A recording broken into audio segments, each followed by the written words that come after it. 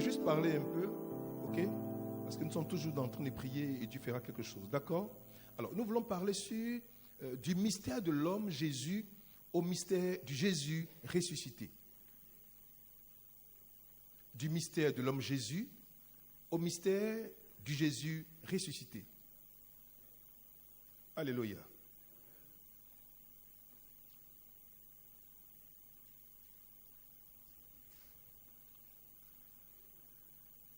Dans toutes les Écritures, partout il est question des Écritures, depuis la Genèse jusqu'à l'Apocalypse, donc au livre donc, de la Révélation, vous allez voir que toutes les Écritures, ou tout ce qui a été écrit, fait allusion à lui.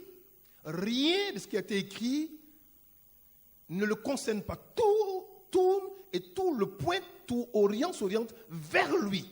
Il est la quintessence, il est la résultante, il est, je peux dire, la somme et le summum de tout ce qui a été conçu, pensé, écrit par tous les sages avant même qu'ils ne viennent au monde. Les livres saints, les livres prophétiques, les livres historiques ont annoncé sa venue. Les psaumes ont parlé de lui. Les prophètes ont parlé de lui. Le plus grand des prophètes, le premier qui a commencé, Moïse, a parlé de lui. Jean-Baptiste a parlé de lui. Ésaïe a parlé de lui. Michel a parlé de lui. Jérémie a parlé de lui. Voyez-vous, toutes ces personnes ont annoncé la venue d'un homme, d'un prophète, mais qui serait différent en tout point du prophète qui a été révélé par Dieu, en l'occurrence Moïse. Et Moïse lui-même a dit au peuple d'Israël que bientôt Dieu suscitera parmi vous un prophète semblable à moi, écoutez-le. Il dit, écoutez-le, car celui qui n'écoutera pas mourra certainement. Donc il est le centre, il est l'élément focal, il est la base, il est la structure majeure, il est l'assise, il est tout ce que l'homme veut avoir. Il est le désir des hommes. Il est l'expression de la quête de l'humanité. Quand on parle de Christ, à la limite, il est le fondement de la vie même. Sans lui, il n'y a rien. Tout nous conduit jusqu'à lui. Alors, si nous comprenons ces choses, nous serons heureux. C'est pourquoi je dis, un homme qui a tout, mais qui n'a pas Christ, en fait, il n'a rien. C'est la vérité. Si tu as tout, que tu n'as pas le Christ, en fait, tu n'as rien. Donc, avoir Christ, c'est avoir tout. Parce que Christ est la somme de toutes choses. Tout a été créé par lui et pour lui. Et en lui, toutes choses subsistent. Donc, si tu as le Christ, en fait, en réalité, tu as tout. Regardez, il était sur la terre, il n'avait ni maison, ni chat, ni vélo, ni véhicule, ni voiture, ni costume, mais le monde entier courait après lui. Pourquoi? Il n'avait rien que le monde cherchait. Il n'avait même pas d'éclat pour attirer nos regards, mais pourtant le monde entier courait après lui. Donc qu'est-ce qui a fait cette différence? Je vous en prie.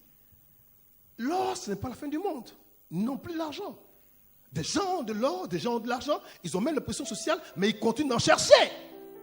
Mais Christ n'avait rien de toutes ces choses, mais on continue jusqu'au jour de courir après ce monsieur. Donc qu'est-ce qu'il avait? Je parle à quelqu'un ce matin? Nous continuons. Alors, donnez-moi mon texte déjà, allons-y en Luc. Luc chapitre 1. On avait commencé quelque chose, on avait expliqué un mystère, je vais revenir dessus. Le mystère de l'incarnation. Je vais revenir dessus pour parler de quelque chose et puis je vais continuer, d'accord? Alors, donnez-moi mon texte, s'il vous plaît. Regardez. Non, revenons au texte avant.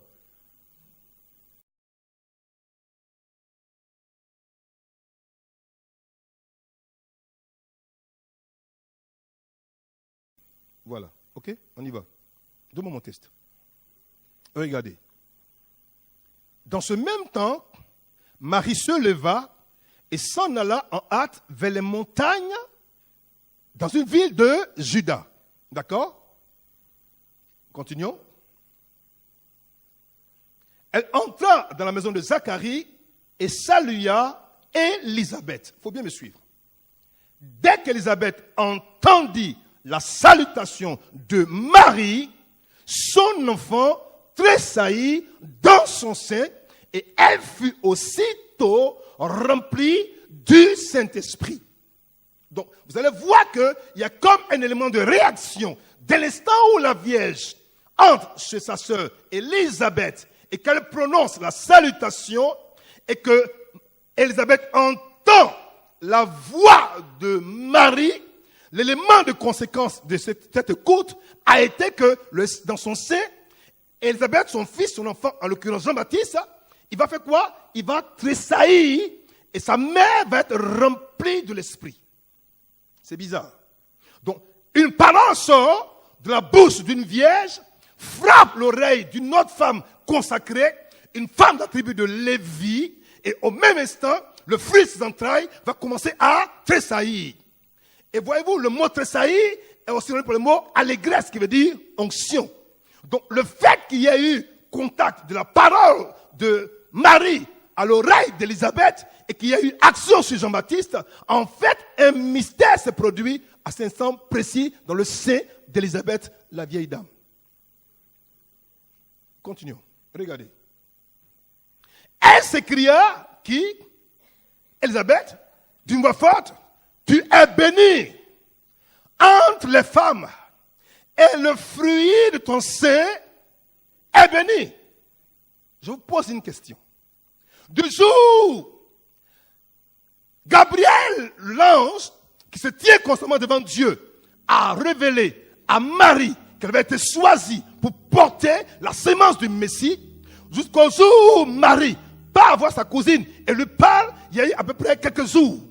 Donc, si je conçois que dès l'instant où Marie a écouté la supplication ou du moins l'information de Gabriel et qu'elle était enceinte ce même jour-là déjà, est enceinte de quelques jours à peu près.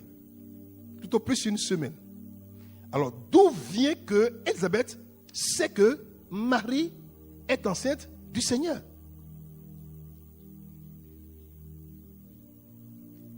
Il n'y avait pas de portable pour le passer. Il n'y avait pas non plus de téléphone. Mais comment cela se fait-il qu'en parlant, elle dit, elle dit, tu es bénie entre les femmes et le fruit de ton sein. Quel fruit? Quel fruit? Elle parle de quel fruit son sein? Qui lui a dit que dans son sein, il y avait un fruit, ce fruit est un fruit béni? Qui lui a dit? Qui lui a dit à Élisabeth? Tu as besoin de l'Esprit Saint. Tape ton voisin. Dis-lui, ne dors pas. Tu as besoin de l'Esprit Saint.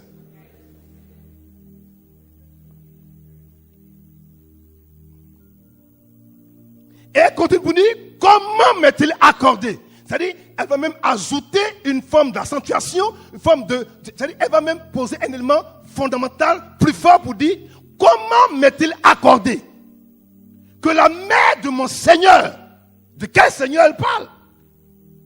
Élisabeth n'est que sa cousine. Donc pourquoi elle parle de mon Seigneur, qui lui a dit que cette femme venait de choisir pour être celle qui avait porté le Seigneur? Comment elle a su? Qui le lui a dit? Eh bien, il vient auprès de moi. Avant que Marie n'arrive chez Élisabeth, déjà, Dieu, par son esprit, l'avait précédé. Oui, il avait précédé. Si tu marches avec Dieu, si tu marches par son esprit, si tu agis selon son injonction, avant que nous allions au travail déjà, il va te précéder. Il va te surprendre. Il sait de quoi tu as besoin. Regarde. Et donc, Marie a se dit, mais comme elle sait. Je vous pose une question. Pourquoi Dieu a demandé à Marie d'aller voir Élisabeth? Pourquoi? Pourquoi? Parce que Marie était anxieuse. Elle se demandait, mais est-ce qu'il est possible que je puisse concevoir sans le secours d'un être humain? Est-ce qu'il est possible que mon sein puisse porter un enfant alors qu'un homme ne m'a pas touché? Comment cela se fera-t-il alors que je ne connais point d'homme? L'ange lui a dit, ta cousine Élisabeth a conçu elle aussi déjà. Donc elle veut aller voir. Donc, au moment où elle arrive pour avoir un élément de preuve, avant même qu'elle se rencontre, seulement par la salutation déjà, elle dit des paroles pour dire, écoute ma soeur, ne pose même pas une question déjà, ce que tu as là déjà c'est de Dieu.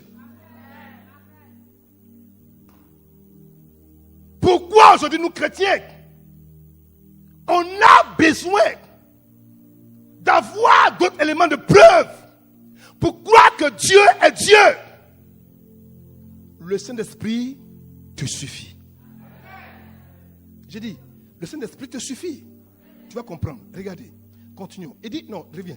Car voici, aussitôt que la voix de ta salutation a frappé mon oreille, l'enfant a tressailli d'allégresse dans mon sein. Le mot allégresse est rendu par le mot réjouissance, par le mot onction. L'onction est l'approbation de l'esprit sur une vie pour un mandat, pour une œuvre précise.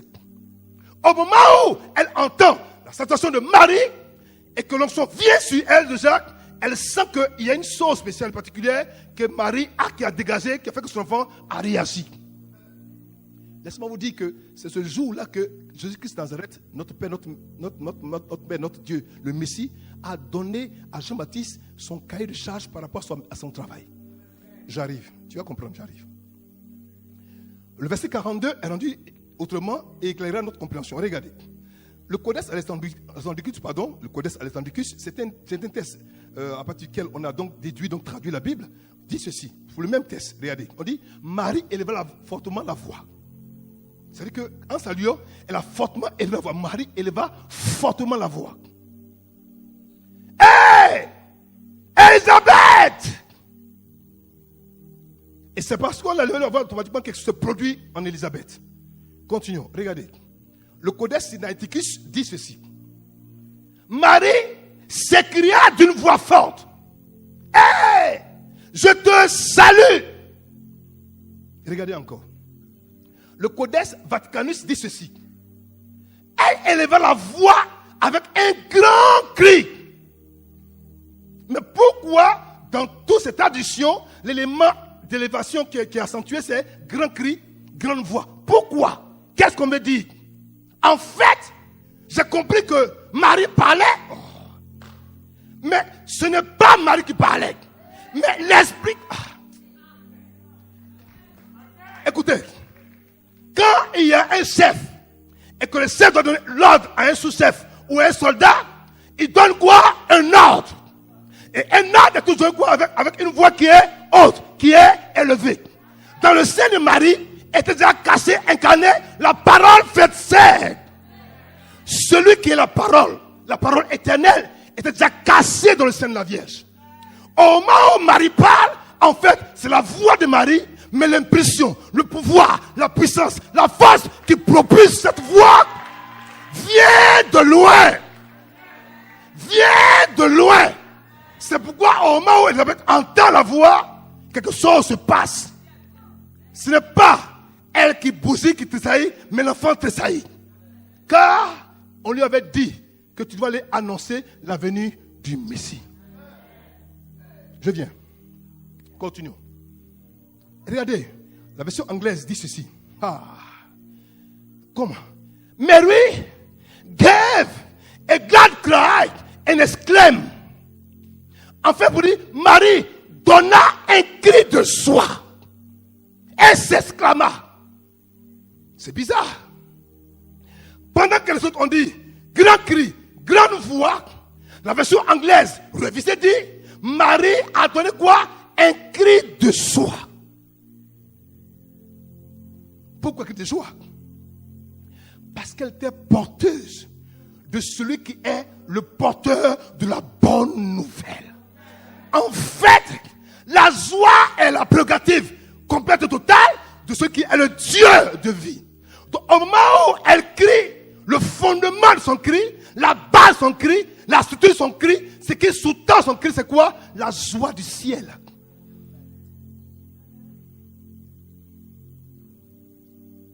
Continuons. Regardez, je vous connais quelque part. Donc, d'instant, ça se produit automatiquement. Elle fait le voyage. En quelques jours, elle arrive à Elisabeth. On continue, on y va. Elle rencontre. Il va y avoir une rencontre au sommet entre deux personnes qui sont séparées par leurs âges. Une est très jeune et n'est que fiancée. L'autre vraiment est très âgée et va avoir, ma foi, attendre depuis longtemps d'avoir un enfant. Mais Dieu va permettre que ces deux personnes qui sont séparées par leurs âges, par leur culture, elles appartiennent à deux familles différentes. Judas est la tribu de Marie, quand Lévi est la tribu d'Élisabeth. Elles se rencontrent au sommet de femmes différentes, mais une chose va les unir. Regardez. le fruit de leurs entrailles respectifs vont les rapprocher et elles vont se mettre à prophétiser. Au moment où, justement, cette rencontre va se passer entre Élisabeth et Marie, ça faisait 400 ans déjà que le prophétisme s'était complètement tué. On ne prophétisait plus. Alors, elle va porter son sein, elle, Marie, le plus grand des prophètes qui est né d'une femme. Et elle, Marie, va porter dans son sein le plus grand de tous les grands, des grands, qui envoient le plus grand. Il a son sein. Marie a le plus grand, car elle envoie son sein le plus grand parmi les hommes. Donc, deux prophètes d'une dimension particulière vont se rencontrer au travers de quoi? Deux femmes particulières. Une jeune et une âgée. Toutefois, une question va émerger de leur rencontre. Regardez. Comment Élisabeth a pu savoir que quelque chose se passait dans la vie de la Vierge Marie? Comment elle a pu savoir? Continuons. Continuons. Alors, Élisabeth savait que dans le principe, puisque Élisabeth était issue de la famille de Lévi, donc elle connaissait vraiment la loi. Comment elle a pu savoir elle sait justement que Marie étant fiancée, n'habitant pas donc avec son mari, par conséquent peut être enceinte. Donc comment elle a pu savoir toutes ces choses avec autant de précision? On ne connaît pas Dieu, il ne connaît pas son esprit. Continuons. Donne-moi ce test.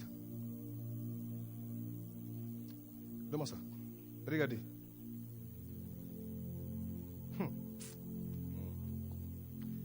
Les gens ne disent pas la parole de Dieu. Luc 1, verset, c'est comme verset 43, 44. Version, regardez cette version. Il dit, when I heard your greeting, the baby in my womb jumped for joy. Je reviens. Non, reviens. Version anglaise. Mon petit, pas presser doucement. Il dit, when I heard your greeting, the baby in my womb jumped for joy. Jump for joy. Français, traduction française pour mes frères qui ne comprennent pas l'anglais. Lorsque j'entendis ta salutation, l'enfant dans mon sein sauta de joie. Dites-moi, pour sauter, il faut être debout. Un soldat devant son maître ne peut être que debout. En fait, je vais te dire une chose ce matin. Au moment où Marie a franchi le seuil de la maison d'Élisabeth, Jean-Baptiste, qui avait déjà 6 mois déjà formé, avait déjà des hommes, a compris que son maître arrivait. Il ne peut pas rester couché. Il ne peut pas rester couché. Il ne peut pas rester pensé. Automatiquement, lui, Jean-Baptiste, a compris que la femme qui vient, porte en son sein mon Père, mon Créateur et mon Maître. Alors, il va changer de position. Couché qu'il était, en train de se laisser nourrir, il entend une voix derrière laquelle se trouve un pouvoir spécial et particulier. Alors qu'il entend quelque chose va faire bouillir son corps, il va bondir. Il va se mettre sur ses pieds. Et au moment où elle finit de parler net, il va sauter de joie dans le sein de sa mère. Comme ça. Parce que quand un soldat, surtout devant son supérieur, il se met quoi? Au garde à vous. Jean-Baptiste disait, je suis prêt, envoie-moi. Écoute, si tu rencontres ton Dieu, si tu rencontres celui qui a le droit sur toi, quelle que soit la position que tu avais par le passé, cette position sera obligée de changer parce que le pouvoir de ton Père a le pouvoir de te mettre au garde à vous.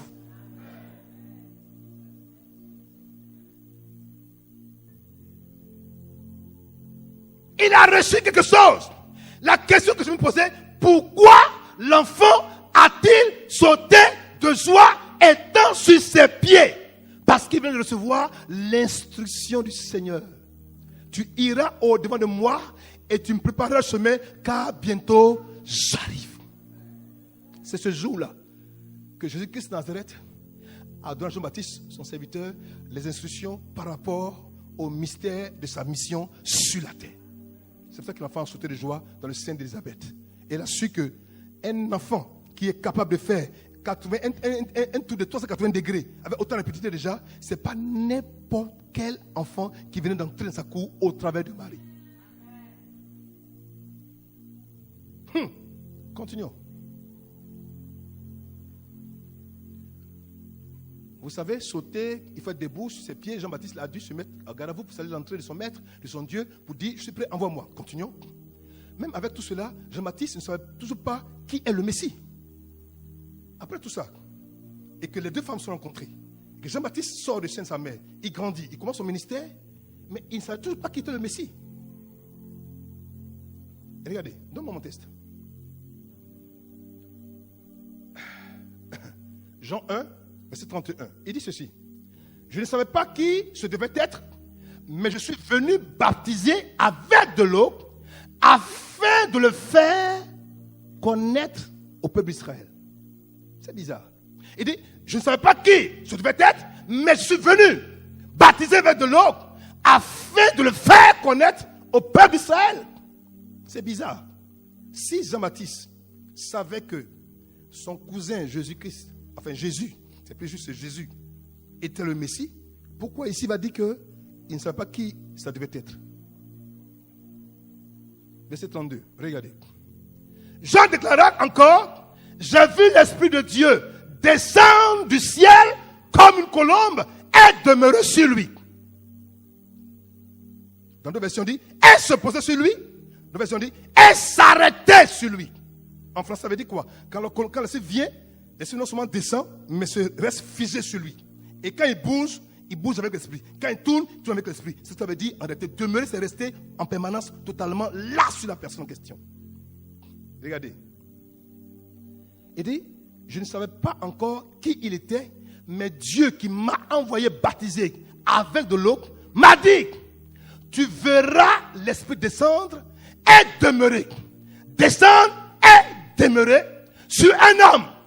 C'est lui qui va baptiser avec le Saint-Esprit. En somme, Jean-Baptiste était en quête du Messie. Il était en quête du Messie. Parce que jusqu'après le contexte, quand il est né, le monsieur, il est resté un homme ordinaire, charpentier. Charpentier, il rabotait. Charpentier. Alors, pour le révéler, Dieu va introduire le mystère du baptême, l'illumination.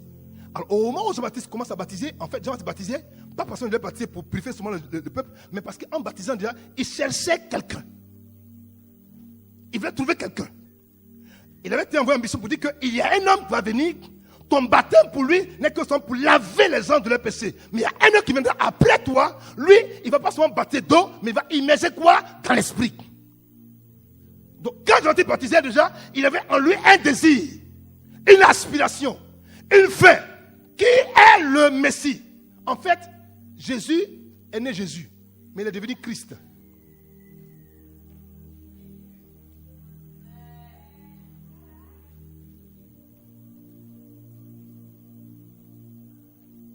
Écoutez-moi. Quand l'ange est venu parler à Marie, l'ange a enlevé quelqu'un sur le nom. Il dit, l'enfant qui va naître de toi va s'appeler Jésus. Il s'est arrêté là, il n'a pas continué. Maintenant, pourquoi après on l'appelait Jésus-Christ? Je viens. Il dit, Jean-Baptiste donc pour la question, il dit, c'est lui qui va baptiser avec son esprit. Il dit, tu verras l'esprit descendre et demeurer sur un homme. C'est lui qui va baptiser avec le Saint-Esprit. Donc il attendait, et dès l'instant où il voit son cousin venir se faire baptiser, il regarde, et ce qui a été donné comme élément de discernement, il le voit avec clarté sur son cousin. Il dit, mais Seigneur, donc vraiment, ce qu'on m'avait raconté quand il fait des choses pas claires à la maison, donc c'est lui. Donc c'est lui. Verset 34, il dit ceci, verset 34. J'ai vu cela, dit Jean, et j'atteste donc que cet homme est le Fils de Dieu. J'ai vu cela, dit Jean, et j'atteste. je reconnais, et je fonde. Je suis d'accord pour dire, cet homme-là, ce Jésus-là, en fait, c'est lui qui est quoi? Le Fils de Dieu. Je viens, continuons. Georges, donne-moi Colossiens chapitre 2, verset 2 à 3. Donne-moi ça.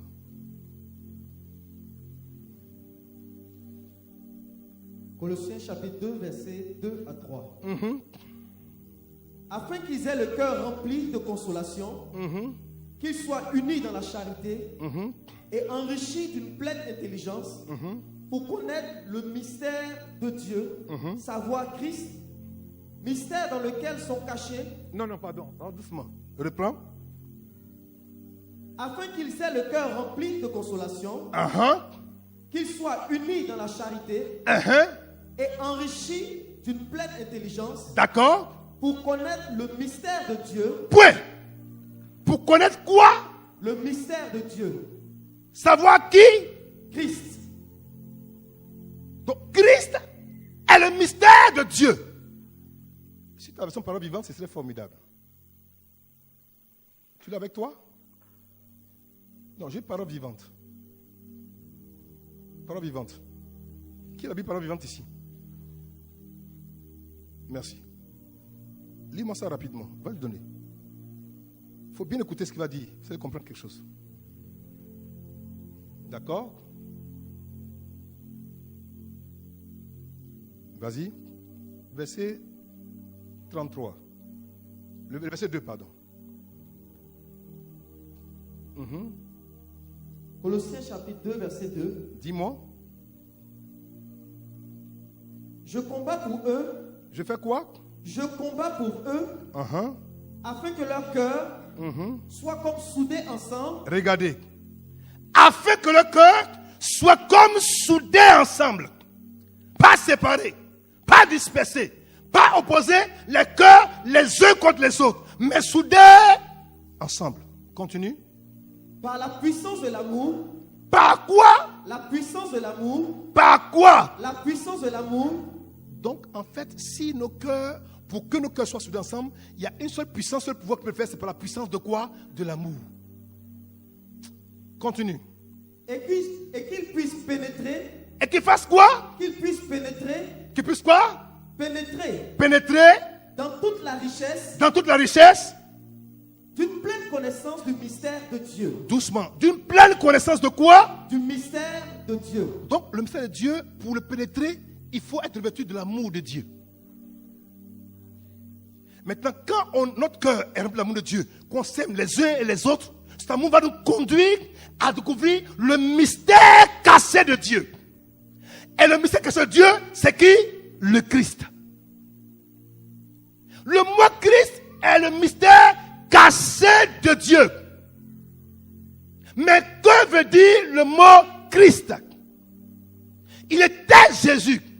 Mais il fallait qu'il revête le qualificatif Christ, le Messie, le Massia en hébreu, le Christos en grec. Mais avant qu'il le révèle déjà, il faut qu'on révèle un élément, un mystère. Et c'est par la puissance de l'amour que ce Christ a été quoi? Révélé. Continue mon fils. Verset 3. En lui se trouve. En qui? En Jésus. Non, vas-y, lis-moi. En lui se trouve. Se trouve. Caché. Tous les trésors. Oh.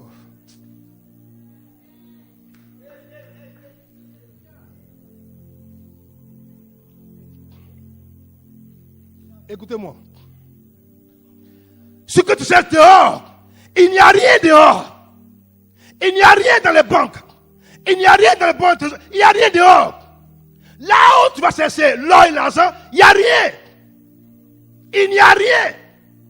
Parce que Christ, en Christ, se trouve déjà enfoui, gardé, caché.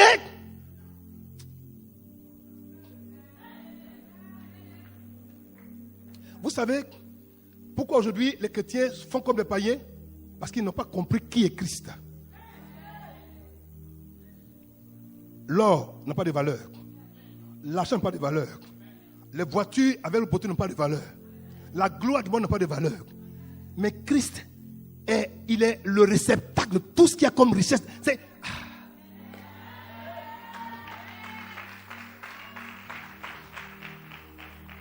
Regardez, je vais vous dire une chose. Le monsieur, il n'a rien. Il n'a pas maison, il n'a pas voiture, il n'a rien. Il ne vit même pas avec les gens qui sont les grands de son époque. Il vivait avec les démunis, les malades, les pécheurs.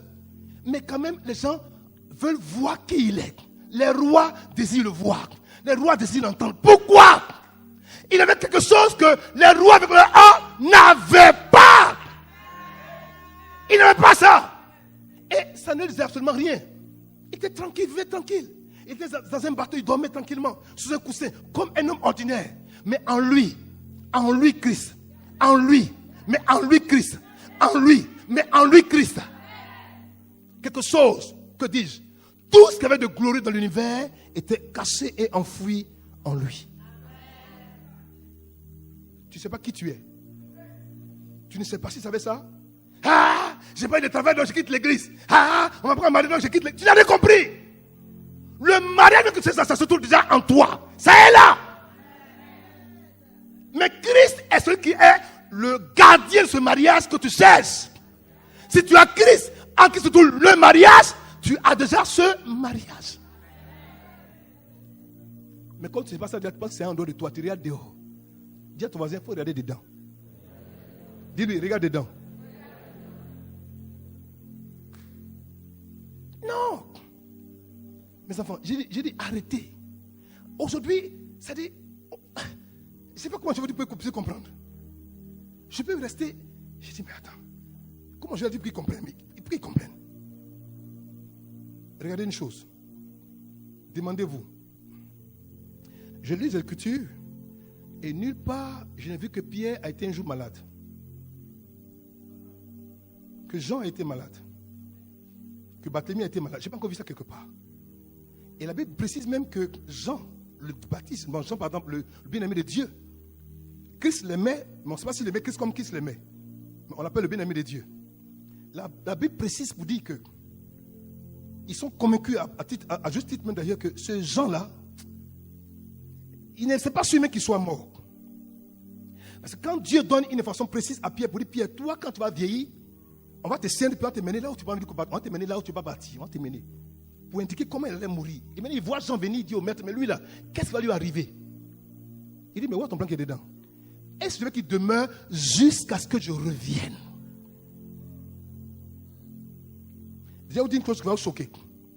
Je poussais plus dans mes recherches et j'ai compris que tous les commentateurs sont d'accord pour dire que jusqu'à aujourd'hui, on ne sait pas où Jean est passé. Donc on dit qu'il est mort, mais on n'a pas la preuve qu'il soit mort. C'est le seul qui a échappé jusqu'à aujourd'hui. Parce que Christ a dit une chose. Celui qui est le prince de vie, il donne une parole à quelqu'un. Il dit, ma parole, là, si tu entends ma parole, tu deviens Dieu.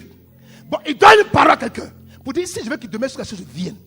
À supposer que Jean-Baptiste, pendant Jean le divin, soit vivant jusqu'à aujourd'hui. Quel âge il aurait pu avoir?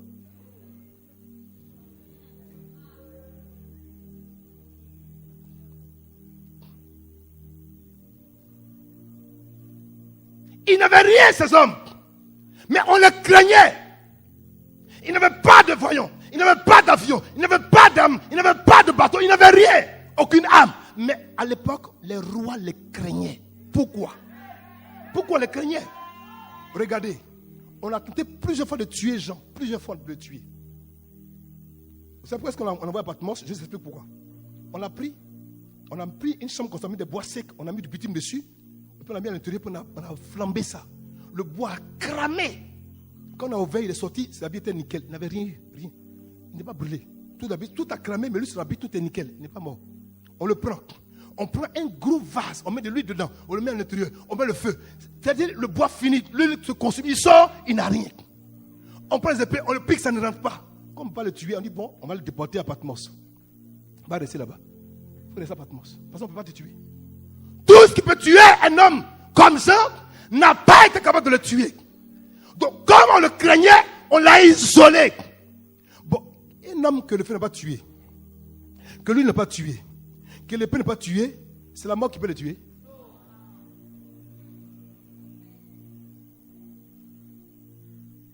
Chrétiens, on souffre encore aujourd'hui parce qu'on ne sait pas encore qui on est vraiment. On souffre encore aujourd'hui parce qu'on ne réalise pas qui vit en nous vraiment. Le jour que tu vas comprendre qui vit en toi, en ton esprit, tu vas arrêter de murmurer, de te plaindre. Vous connaissez la vérité? Vous connaissez la vérité? Vous connaissez la vérité? Vous connaissez la vérité? Vous connaissez la vérité? Vous connaissez la vérité? J'entends pas. Vous connaissez la vérité? Vous connaissez la vérité? J'entends pas. Vous connaissez la vérité? J'entends pas. Vous connaissez la vérité? Arrêtons de paniquer. Donne-moi mon texte. Regardez. Il dit quoi? Car rien n'est impossible à Dieu. Ça veut dire quoi?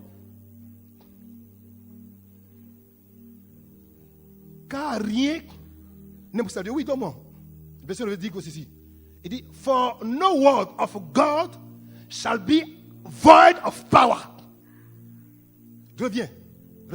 For no word of God shall be void of power. Et là, ça veut dire en français. Parce qu'aucune parole de Dieu ne sera vide de puissance. Quand Dieu a dit, si je veux qu'il demeure, si je veux qu'il demeure, jusqu'à ce que je revienne. Mais quoi ton problème qui est dedans? C'est pour dire, au moment où Dieu parle, qu'il libère sa parole, par rapport à ça, le divin, quelque chose s'est produit dans la vie de ce monsieur. J'ai dit, je mets au défi quiconque de montrer que Jean est mort. Je le mets au défi. Je mets au défi quiconque me dit que Jean, le divin, est mort jusqu'à aujourd'hui, que son corps a été pourri. Je le mets au défi. Parce que la phrase du Seigneur est claire. Il dit, que t'importe, si je veux qu'il demeure jusqu'à ce que je revienne. Et l'autre personne dit, il n'a pas dit qu'il ne mourrait pas, mais il a dit seulement que, est-ce que s'il veut qu'il demeure? Mais il n'a pas aussi dit qu'il va mourir. Il n'a pas dit ni l'un ni l'autre. Mais la Bible dit que toute parole de Dieu est remplie de puissance. Et comme celui qui parlait est la parole faite chair, que sa parole est revêtue, est imbue, est saturée de puissance, de force et de création, qui est le premier-né de la nouvelle création? Qui c'est? C'est Jésus-Christ. Il est le premier-né de la nouvelle création. Et après lui, qui sont les seconds-nés? C'est nous, c'est vous et c'est moi. Donc si lui n'est pas mort,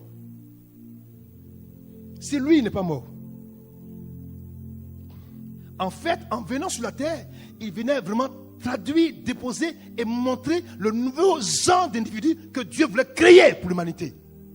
Les hommes nés, façonnés sur le modèle de Christ. Et donc, lui, Christ est le premier né. Le premier spécimen, c'est le Christ. Et après lui, tous les autres sont venus après. Je parle français?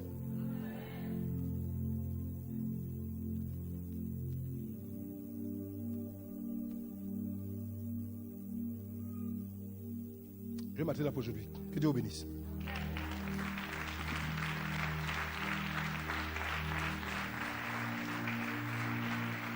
Alléluia. Alléluia. Alléluia. Écoutez, chrétiens, je vais vous dire quelque chose. La Bible n'est pas un livre d'histoire. Même si la Bible parle de l'histoire. La Bible n'est pas un livre de science. Même si la Bible est le plus grand livre de science qu'il y a. La Bible est la parole divine. La parole éternelle. Consignée sur des parchemins humains. Mais chacune des lettres qui constituent les différentes phrases de la Bible déjà ont une essence et une origine divine. N'oubliez jamais ça. Et tout ce que la Bible dit, c'est avec ton esprit et ton cœur que tu vas chercher à comprendre ces choses. Si tu lis comme un livre d'histoire, la Bible va se révéler à toi comme un livre d'histoire et tu seras un bon historien. Mais si tu lis la Bible comme étant un livre de croyance, un livre de foi, un livre d'impact, un livre de changement, la Bible va te changer et tu ne seras jamais méconnaissable. Tu seras jamais connaissable. Quand on te verra, tu feras peur. Tout dépend de ce que tu crois que la Bible est pour toi et la Bible deviendra pour toi.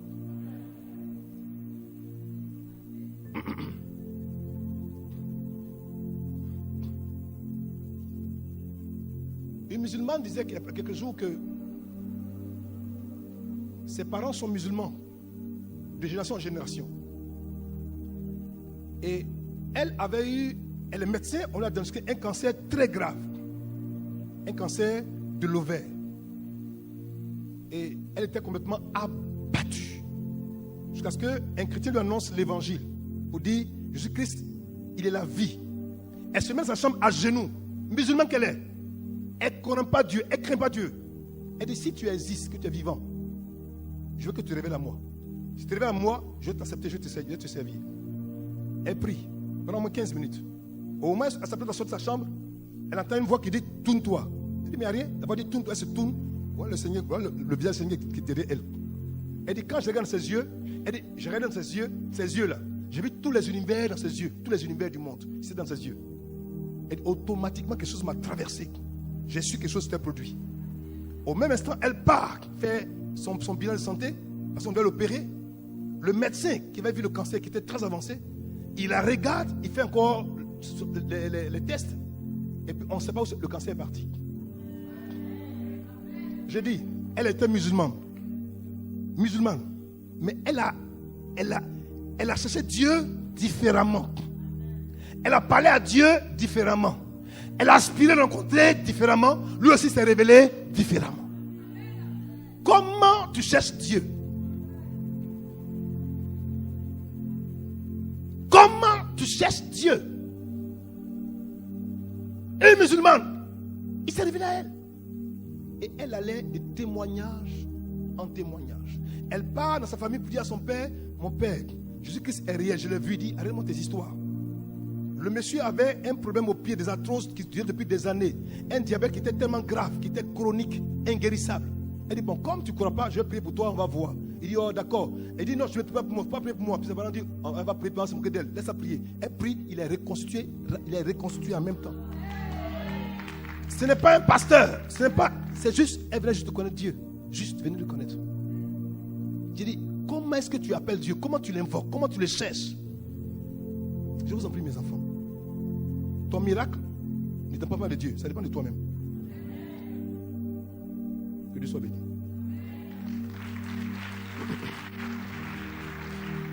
Alléluia. Nous voulons prier le Seigneur. Nous voulons